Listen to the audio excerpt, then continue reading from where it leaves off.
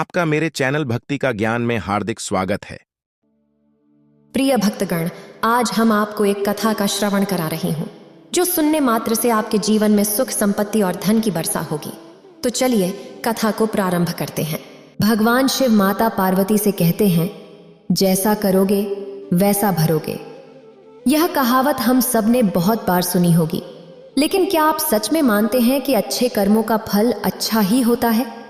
शायद अंदर से कोई स्पष्ट उत्तर नहीं आ रहा होगा, क्योंकि हम अपने आसपास ऐसे बहुत से लोगों को देखते हैं जो जीवन भर अच्छे कर्म करते रहते हैं, लेकिन फिर भी उन्हें अच्छे फल नहीं मिलते।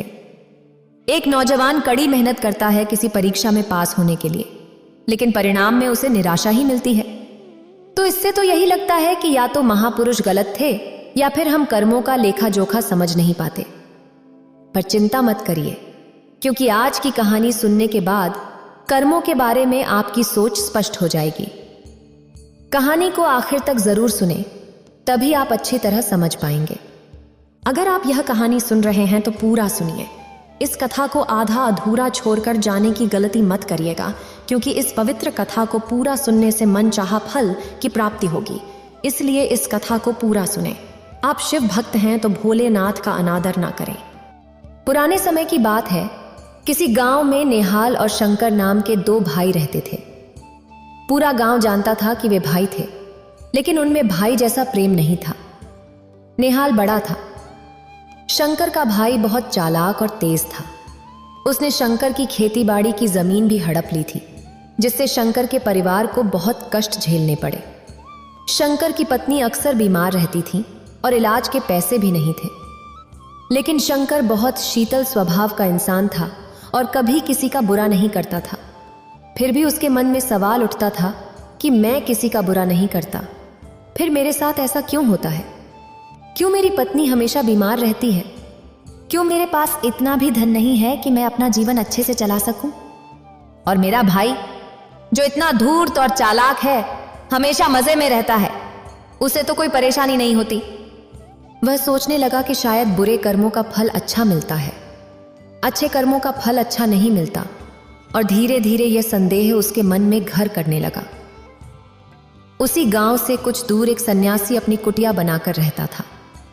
जब भी वह सन्यासी गांव में भिक्षा मांगने आता तो सबसे एक ही बात कहता कि जो तूने किया वह तेरे हिस्से और जो मैंने किया वह मेरे हिस्से। शंकर इस बात का अर्थ कभी समझ नहीं पाया। एक दिन जब वह गहरी चिंता में डूबा हुआ था तो उसके कानों में वही शब्द पड़े, जो तूने किया वह तेरे हिस्से और जो मैंने किया वह मेरे हिस्से। जैसे ही यह शब्द शंकर के कानों में पड़े, वह गुस्से से तिलमिला उठा। उसने गुस्से में उस सन्यासी से कहा, हे महात्मा, आप हमेशा एक ही बात का रट लगाते रहते हैं, जिसका कोई मतलब नहीं है। अगर आपकी बात सत्य होती तो मैं जीवन में अच्छे कर्म करते आया हूं, तो मेरे हिस्से में तो अच्छे ही कर्म होने चाहिए थे, अच्छा ही फल प्राप्त होना चाहिए था। लेकिन मुझे कुछ भी अच्छा फल प्राप्त नहीं हुआ। मेरी पत्नी हमेशा बीमार रहती है, खाने तक के पैसे नहीं होते, हमारे पास कुछ भी नहीं है। सन्यासी ने बड़े ही शांत स्वर में कहा, ऐसा प्रतीत होता है बेटा कि परिस्थितियों से तुम हार मान चुके हो। कठिन परिस्थितियों ने तुम्हारी सोच पर गहरा असर डाला है। बुरे समय ने तुम्हारी सोच को भी बदल दिया है। ठीक है, तुम्हें काम करना है। आज शाम कुछ फल लेकर मेरे आश्रम में आना, फिर मैं तुम्हारे सारे सवालों के जवाब दूंगा। यह कहकर वह सन्यासी अपना भिक्षा पात्र लेकर अगले घर की ओर निकल गया। शाम को शंकर ने कुछ फल खरीदे और गांव से दूर उस सन्यासी की कुटिया की ओर चल पड़ा। जैसे जैसे वह रास्ते पर आगे बढ़ रहा था, उसे अत्यधिक शांति का अनुभव हो रहा था, क्योंकि रास्ता गांव से दूर था और वहां कोई हलचल नहीं थी। बस रास्ते में जगह जगह कुछ लंगूर और बंदर दिखाई दे रहे थे।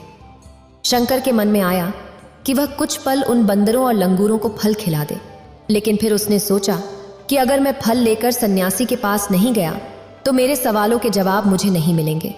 इसलिए उसने बंदरों से फल बचाते हुए उस सन्यासी की कुटिया तक पहुंचा। जैसे ही शंकर कुटिया में पहुंचा, सन्यासी बोल पड़ा, अगर मन में था तो यह फल बंदरों को खिला क्यों नहीं दिया? यह सुनकर शंकर आश्चर्यचकित रह गया। सन्यासी को कैसे पता चला कि उसके मन में बंदरों को फल खिलाने की इच्छा उठी थी? उसने पूछा, महात्मा, आपको कैसे पता चला कि मैं बंदरों को फल खिलाना चाहता था? सन्यासी ने बड़े ही शांत स्वर में कहा, जरूरी यह नहीं है कि मुझे कैसे पता चला। हम तो सन्यासी हैं, सबके मन की बात पढ़ लेते हैं। महत्वपूर्ण यह है कि जैसे एक बछड़ा हजारों गायों के बीच अपनी मां को ढूंढ लेता है, वैसे ही कर्म अपने कर्ता को ढूंढ ही लेता है। यह कर्म मेरे हाथों ही होना लिखा था।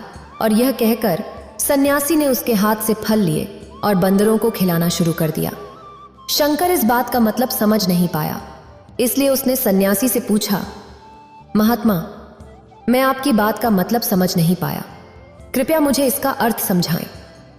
सन्यासी ने बड़े शांत स्वर में कहना शुरू किया, बेटा, मनुष्य को हमेशा यही लगता है कि वही करने वाला है, वही करता है और वही करेगा।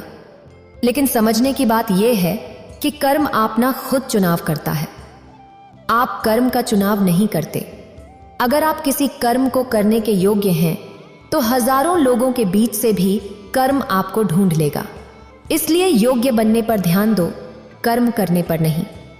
अगर तुम सिर्फ कर्म करने पर ध्यान दोगे तो कभी योग्य नहीं बन पाओगे। योग्य बनने के लिए जिन कर्मों की आवश्यकता होती है, पहले उन छोटे छोटे कर्मों को करना शुरू करो, और जब तुम योग्य बन जाओगे तो बड़ा कर्म खुद तुम्हारे पास आएगा। उदाहरण के लिए इन बंदरों को देखो। इन्होंने छोटे छोटे कर्म करके पेड़ों पर चढ़ना सीखा, गुलाटियां लगाना सीखा, और इसी प्रकार छोटे छोटे कर्म करते हुए ये मुझ तक पहुंच गए। और मुझ तक पहुंचने के बाद इनके पास इनका खाना खुद ही पहुंच गया। इसलिए अपनी रोजमर्रा की जिंदगी में छोटे छोटे कर्म करते हुए अपने आप को योग्य बनाते जाओ, और जब तुम योग्य बन जाओगे तो बड़ा लक्ष्य तुम्हें खुद ही प्राप्त हो जाएगा। सन्यासी ने अगला कथन कहना शुरू किया, अगर तुम योग्य बनने के लिए कर्म नहीं करोगे तो दूसरे लोगों के कर्म भी तुम्हें प्रभावित करने लगेंगे। उदाहरण के लिए, तुम्हारी पत्नी कई दिनों से बीमार है।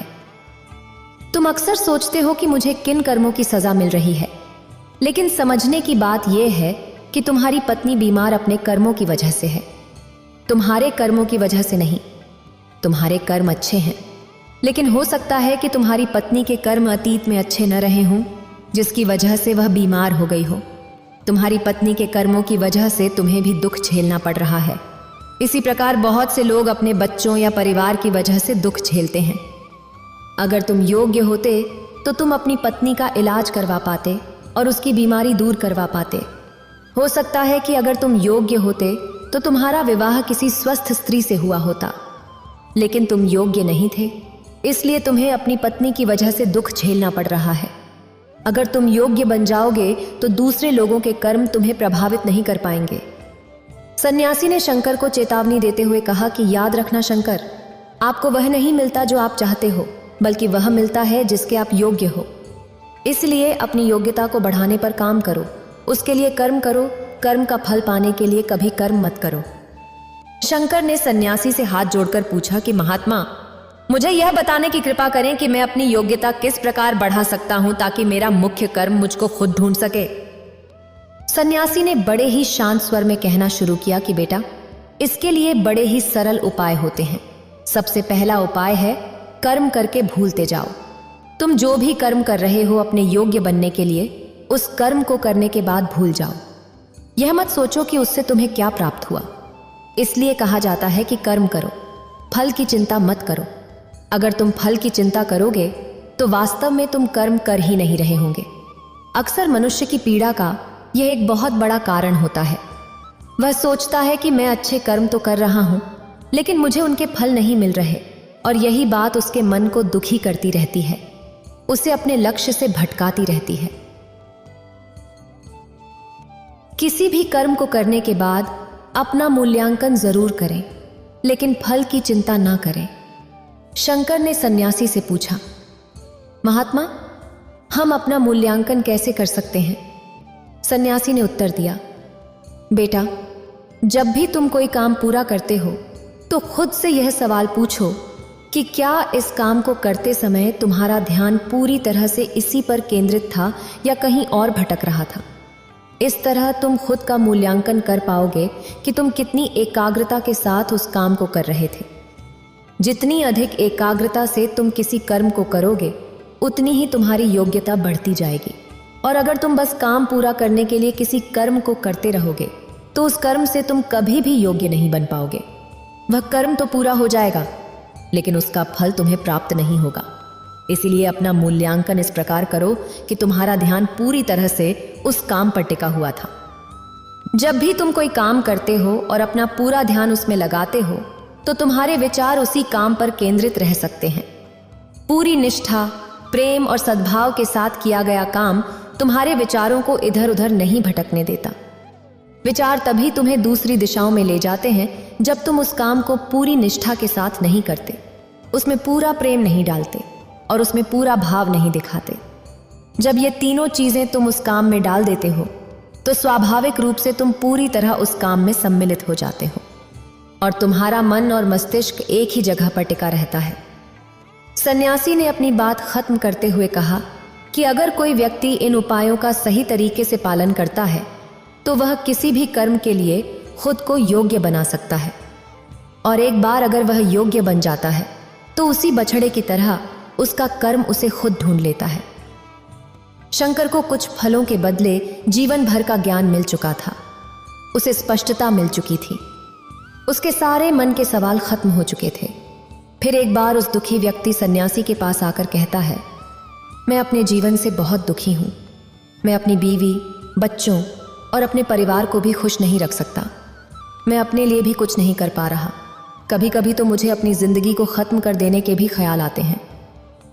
आप इतनी साधनाएं और तपस्या करते हैं, क्या आप मुझे कोई ऐसा मार्ग बता सकते हैं जिससे मैं अपने बुरे वक्त से बाहर आ सकूं? मेरा समय बहुत खराब चल रहा है। 2 वक्त की रोटी का इंतजाम करना भी मेरे लिए बहुत मुश्किल हो गया है। कृपया मुझे कोई सरल तरीका बताएं ताकि मैं आसानी से समझ सकूं, क्योंकि मैं बहुत पढ़ा लिखा नहीं हूं।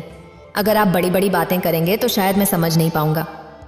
यह सुनकर महात्मा मुस्कुराए और बोले, तुम एक काम कर सकते हो। उन्होंने सामने की ओर इशारा करते हुए कहा, उस ऊंची पहाड़ी पर एक मंदिर है और उसके पास चींटियों का एक घर है जहां हजारों चींटियां रहती हैं।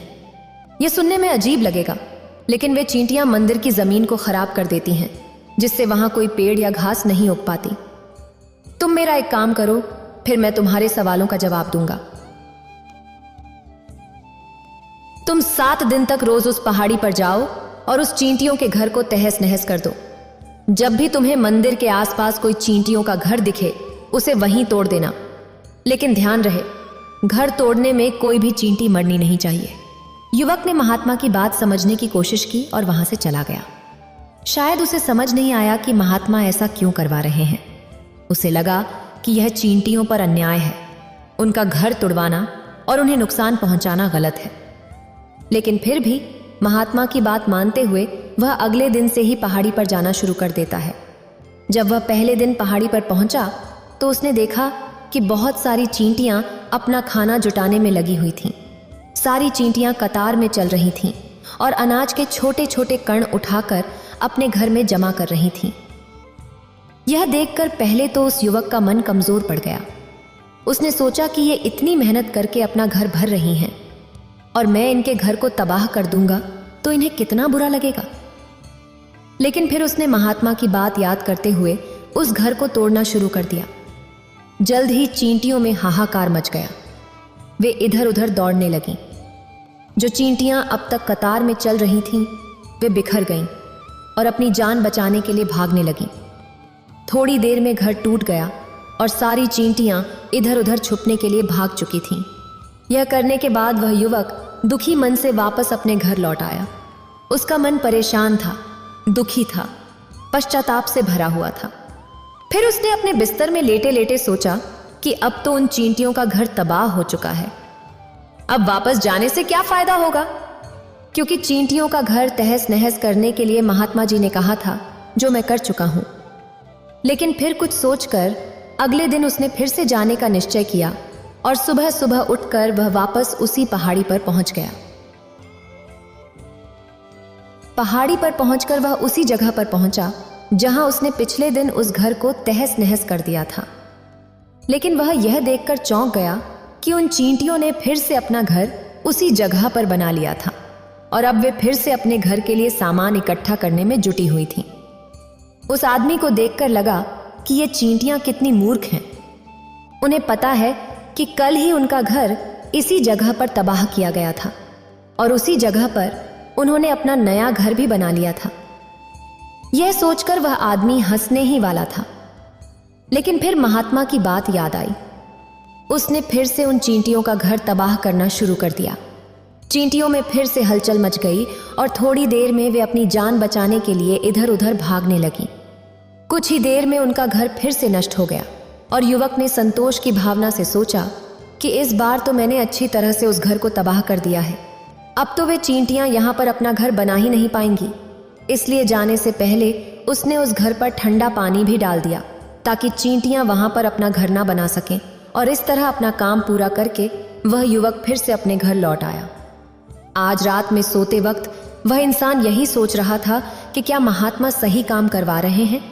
क्या किसी का घर तबाह करना किसी सिद्ध पुरुष को शोभा देता है?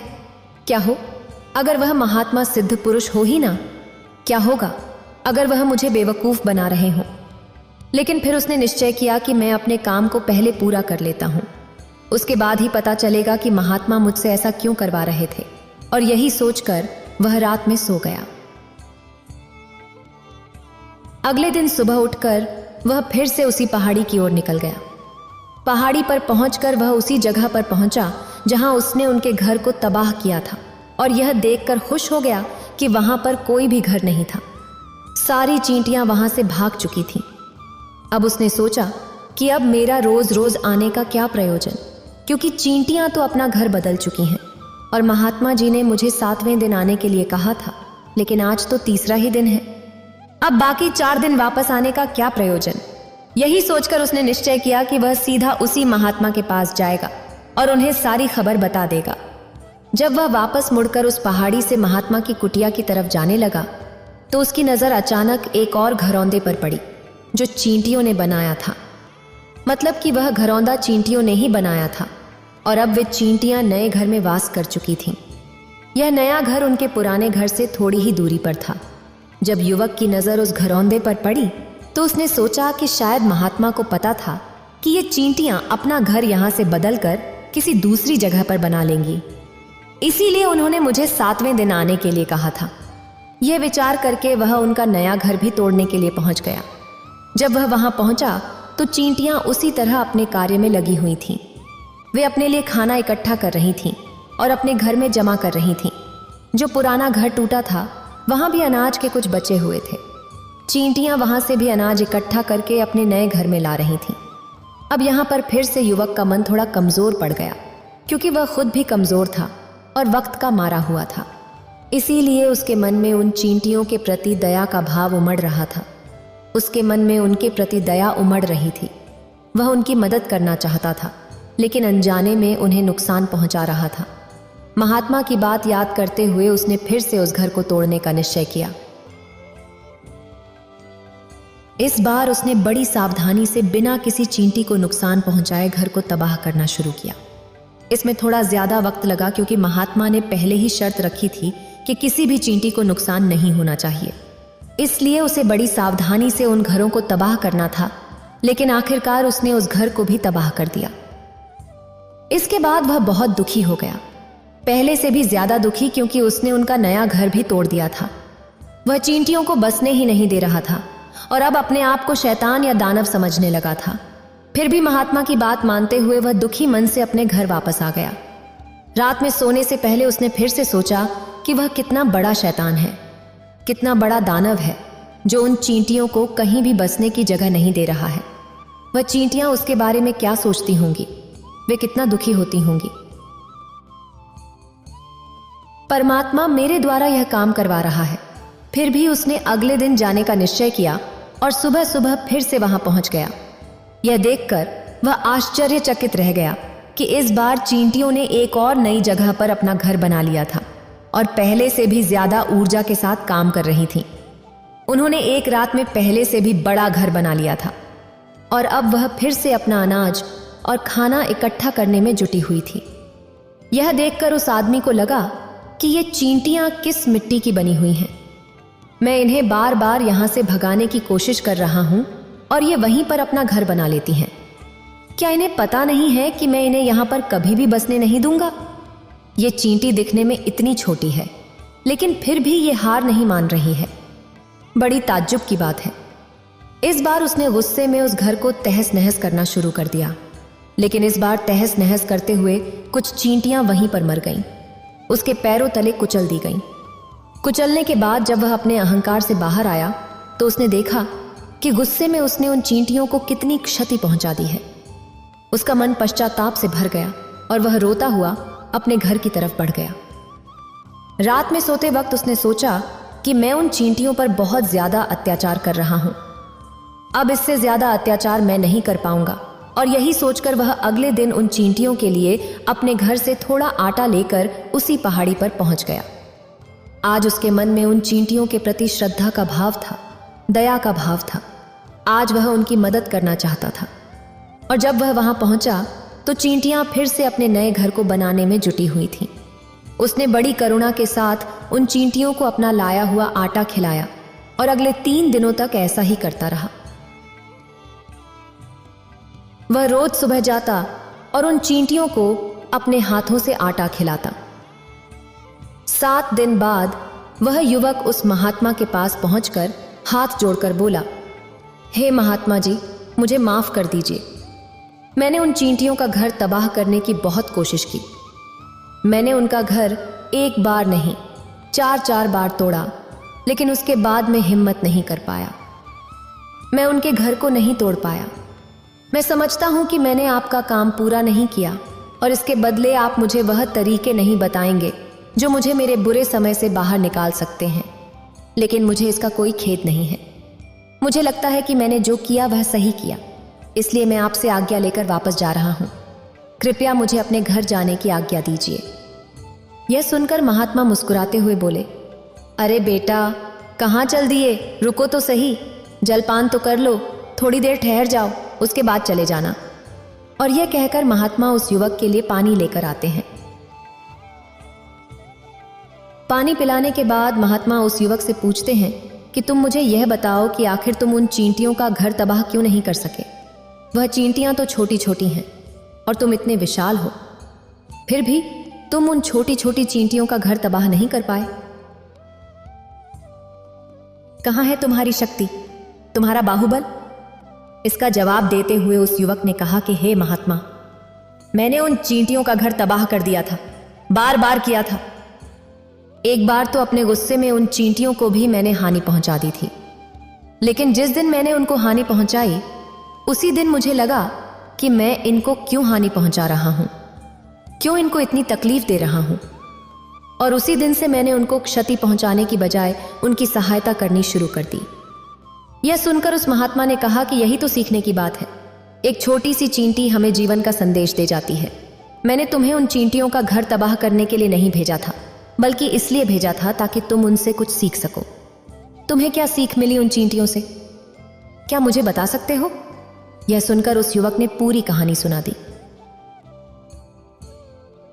पूरी कहानी सुनने के बाद महात्मा मुस्कुराते हुए बोले, बेटा, पहली सीख जो इन चींटियों से लेनी थी वह यह थी कि तुमने कितनी ही बार उनके घर को तोड़ने की कोशिश की, लेकिन उन्होंने हर बार नया घर बना लिया। उन्होंने कभी हार नहीं मानी। अगर वह हार मान लेती तो तुम्हें वहां चींटियां नहीं मिलती। जीवन कार्यशीलता और कर्मशीलता का नाम है, लेकिन हम मनुष्य 1-2 बार हार मिलने पर ही टूट जाते हैं और हताश हो जाते हैं। और फिर जीवन में कुछ लोग प्रयास करना ही छोड़ देते हैं और कुछ तो अपनी जिंदगी खत्म करने पर उतारू हो जाते हैं। लेकिन जानवरों में तुमने देखा होगा कि वे कभी भी अपना जीवन खुद से खत्म नहीं करते। तुमने कभी नहीं सुना होगा कि किसी जानवर ने आत्महत्या कर ली हो, चाहे वह कितना भी भूखा या दुखी क्यों न हो। वे हमेशा अपने जीवन के लिए संघर्ष करते रहते हैं। वहीं दूसरी तरफ हम मनुष्य 1-2 बार हताश होने पर ही अपना जीवन खत्म करने की सोचने लगते हैं। जीवन कर्मशीलता का नाम है, कर्म करने का नाम है। मृत्यु आखिरी विश्राम है, परम विश्राम है। इसलिए मृत्यु से पहले कर्म करना कभी मत छोड़ना, क्योंकि मृत्यु के बाद तो तुम परम विश्राम में चले ही जाओगे। तो उससे पहले कर्म करना क्यों छोड़ रहे हो? क्यों हताश हो रहे हो? अगर तुम्हारा एक घर टूट गया है तो दूसरा घर बनाने का प्रयास करो, कोशिश करो, और कोशिश करने वालों की कभी हार नहीं होती। ये तुम उन चींटियों से देख चुके हो। देखने में वे तुमसे कितनी छोटी हैं और तुम इतने बड़े हो, लेकिन उनका मन तुम्हारे मन से कितना बड़ा, विशाल और दृढ़ संकल्पित है कि इतनी बार घर टूटने पर भी उन चींटियों ने कभी हार नहीं मानी। यहां से दूसरी सीखने वाली बात यह थी कि जब भी हमारे ऊपर बुरा समय आता है, हमें लगता है कि यह समय कभी नहीं जाएगा, फिर भी हमें कर्म करते रहना चाहिए। इतना कहकर भगवान शिव इस कथा को समाप्त करते हैं। अगर आपको ये वीडियो अच्छी लगी हो तो लाइक करें और शेयर करें और मेरे चैनल भक्ति का ज्ञान को सब्सक्राइब करें। आपका धन्यवाद।